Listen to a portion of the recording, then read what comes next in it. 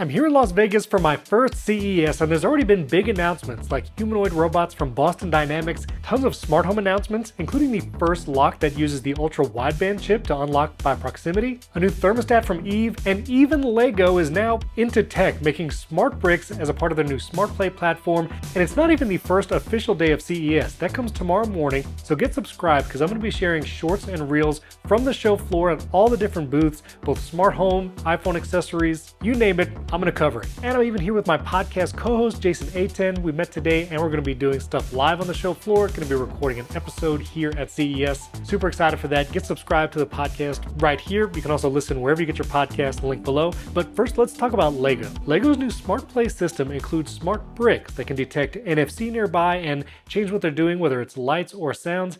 And even minifigures can affect what the bricks are doing. The bricks are wirelessly charged, and there's a pad that can charge multiple bricks at the same time, and they have light and sound sensors, and can even detect movement, tilt, and gestures. So it can do simple things like place a minifigure of Emperor Palpatine on his throne, and the Imperial March starts playing. The bricks can also detect if you're having a race, which car crosses the finish line first. Some bricks will even have a small microphone that's not used to record audio or voice commands, but can detect things like if you blow on it. So if you have a Lego birthday cake and you blow on it, the little flickering candles might turn off. Now these are launching March 1st of this year with 3 sets, all Star Wars themed. There's a $70 Vader TIE Fighter set, a $100 Luke's X-Wing set, and a $160 Darth Vader's Throne Room Duel. And with each of those sets, you get smart bricks and what they call tags. So like that Vader's Throne Room set, you get 2 smart bricks, 3 minifigures, and I even saw that they could do something where if you're flying a Lego helicopter, it might make flying sounds, but if that helicopter flips over and maybe starts crashing, it'll play those kinds of sounds. So depending on how someone plays with it, can detect the kinds of sounds and lighting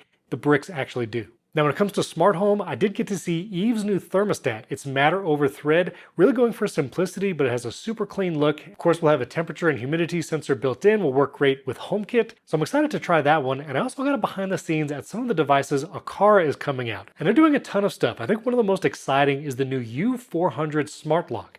This is actually the first smart lock that I know of, which is using ultra-wideband chip to unlock. Right now with HomeKey, you actually have to tap your phone or your watch to the lock. That uses NFC to actually unlock. And some locks, like Level Lock, might do proximity unlock through Bluetooth, but if you ever tried to use that, it can be unreliable, or it might unlock while you pass by while you're inside. That might be a situation where you don't want it to unlock, you're just walking by the door. But these ultra-wideband chips can actually unlock when you approach the door. So they had multiple demos showing the phone going back and forth. You can see it unlock before it touches. And they even told me the speed at which you're approaching the lock can affect how quickly it unlocks. So if it detects you're running towards the door, it will unlock when you're farther away. And if you're moving very slowly, maybe approaching with groceries, it will unlock when you're very close. Plus it can detect what side of the door you're on. So if you walk by the door on the inside and it's locked, it shouldn't unlock. So really excited to try that. Plus it has HomeKey where you can tap, has a touchpad, physical key, all those ways to unlock as well. It's also Alira ready, which I had no idea what that is, but Eric Wiellander, who was sitting next to me, was I think the only person that started applauding, because it means if you have multiple home ecosystems like Google Home and you're trying to manage both of those in a single home, that technology will allow you to use things like HomeKey or the ultra-wideband unlock across those multiple systems. So you're not just locked into Apple HomeKit if you want to use that ultra-wideband or NFC unlock. And Aqara showed off their new W200 thermostat. Not only is it a hub, it will integrate with all the smart home systems, it's Matter, but it's also one of the first thermostats to use Apple's adaptive temperature, which means it can detect if you're home or away within the Apple home ecosystem, and even do things like if it detects you're far away, like on vacation, it can set extended away temperatures, meaning it will raise the temperature or lower it for longer periods of time. The thermostat is also going to have an mmWave occupancy sensor, so you can use it to detect if someone's in the room and run automations that way. And it also integrates with the U400 lock and Aqara's video doorbell. So if someone rings the video doorbell, you actually see that live video feed on the thermostat, and you can even tap a button to unlock that U400 lock. So pretty cohesive ecosystem. It's clear Aqara is trying to be a smart home platform, giving you all the sensors and devices you need to do everything through Aqara, but thankfully they're also supporting Matter. So you can use all those new Aqara devices in something like Apple Home and not even touch the Aqara app. but there are some additional features, especially with some of the new devices like the FP400 multi-sensor, which is going to be like occupancy, temperature, humidity, and more. There's a P100 multi-state sensor like for a door, and they said they're going to have a ton more at the booth. So again, get subscribed. I'm going to be going by their booth tomorrow or the next day and all the smart home booths and just nerding out. There's also several humanoid robot announcements. The first one I think is less of an announcement, but LG showed off what they call the Cloyd robot. It's kind of like a Wall-E style rather than actually walking around as a biped. It has a wheel or kind of conveyor system, has 5 fingers, really does kind of have that Wall-E feel when it comes to the head, but LG is talking about it will be used for home tasks. Now there were some demos of like it putting a towel in a dryer, and it does that very slowly. Now, if I were to rank 3 humanoid robots on vaporware, from the 1X Neo humanoid robot, which we saw a few months ago, to LG's Cloyd and the Boston Dynamics robot I'm going to show you next, I think LG is on the bottom of the list. I don't think this is going to be a product you're going to buy, and they didn't even announce a timeline or how many years in the future it might be available to have in your home. Whereas Boston Dynamics, which has a long history of pretty impressive robots, showed off their Atlas robot in public for the first time. There's been lots of videos and coverage from things like 60 Minutes about the Boston Dynamics robots, but this is the first time the Atlas was on stage in front of real people doing things in real time. And when it comes to movement, dexterity, seeing a robot that might actually be really useful one day, either in the home or in things like factories, which we'll talk about in a second, the Boston Dynamics one looks really impressive. Now, they've shared videos of the Atlas robot in the past, but they announced today that they're partnering with Google DeepMind. So now Atlas will have AI built in, and they said AI is now allowing them to make their robots even more useful in learning tasks and things like that.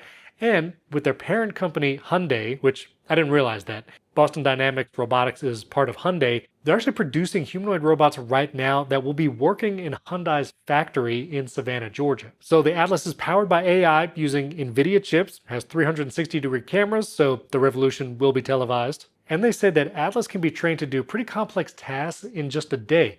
Now, it does have like that human-controlled element where someone in another room or somewhere else using a VR headset will control the Atlas robot to help it learn, but they said once it learns these tasks, it spreads it to all the Atlas robots, and then they should all be able to perform that task autonomously. And like I mentioned before, when it comes to movement, seeing the Atlas robot move on stage is just really impressive. They talk about how its torso and limbs can rotate 360 degrees, which makes it able to move even more efficiently than a human, which I think is a huge difference. Where things like the Neo humanoid robot, it's really trying to mimic human motions to a T, and Boston Dynamics is like, well, it can move better and more efficiently because we're not constrained by a human torso can't turn 360 degrees. So if there's ever a humanoid robot that's going to be genuinely useful and maybe even in homes one day, I think Boston Dynamics is going to do it.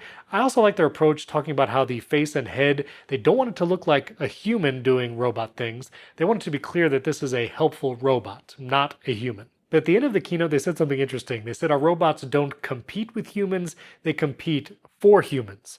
Because our robots don't compete with humans, they compete for humans. Now, that feels a little bit like don't love your job, job your love. And it could also be interpreted as like maybe these robots are going to compete for humans, as in like which one they're going to fight in the ring. But it seems clear if these humanoid robots are doing jobs in a factory, it will be replacing someone else doing that job. So not sure how they're squaring that circle, but it's still a couple years out. They're saying it's not going to be actually working in factories till about 2028. But yeah, we now have AI-powered humanoid robots. So that's a quick look at what happened today before CES even officially starts tomorrow, but get subscribed. You can also follow me on Instagram. I'll put my handle up here. I'm going to be sharing tons of reels and shorts, just live from the show floor, showing you what I'm seeing, what's exciting, iPhone accessories, MagSafe stuff. I'm also going to be looking for the Clicks MagSafe battery keyboard, which will make your iPhone like a BlackBerry, but also charge it, but it also slides away. I'm pretty excited to see that. Also been talking to a ton of people here about shortcuts and getting them excited, and also met many people that actually follow the channel, and so it's been awesome meeting you all.